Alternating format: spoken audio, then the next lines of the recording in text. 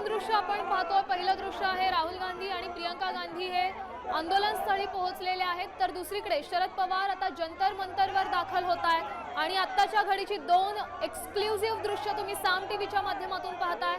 शरद पवार यांच्या पक्षानं या आंदोलनाला आणि विद्यार्थ्यांच्या मागण्यांना पाठिंबा दिलेला आहे आणि त्याच करता जखमी विद्यार्थ्यांसोबत बोलण्याकरता बातचीत करण्याकरता शरद पवार हे दिल्लीच्या जंतर मंतरवर पोहोचलेले आहेत।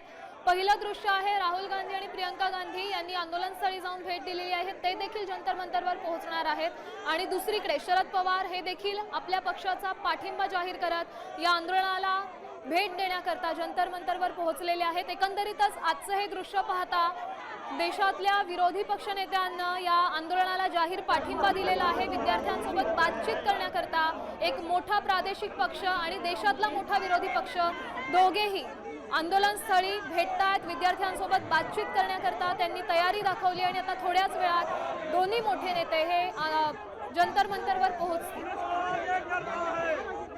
शरद पवार जंतर मंतरवर पोहोचलेले आहेत, विद्यार्थ्यांसोबत काय संवाद साधतायत देखील पाहणार।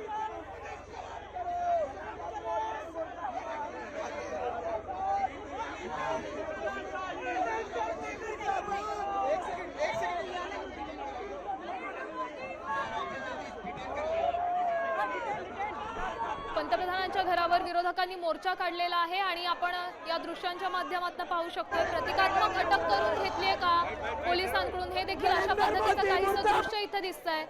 पोलिसांकडून धरपकड करण्याचंही काम सुरू आहे। एकीकडे राहुल गांधी आणि प्रियंका गांधी हे दोघेही आंदोलनस्थळी पोहोचलेले आहेत, तर दुसरीकडे शरद पवार हे देखील जंतर मंतरवर पोहोचलेले आहेत। महाराष्ट्रातला एक मोठा विरोधी पक्षनेता सध्या जंतर मंतरवर पोहोचलाय, तर दुसरीकडे देशातला मोठा विरोधी पक्ष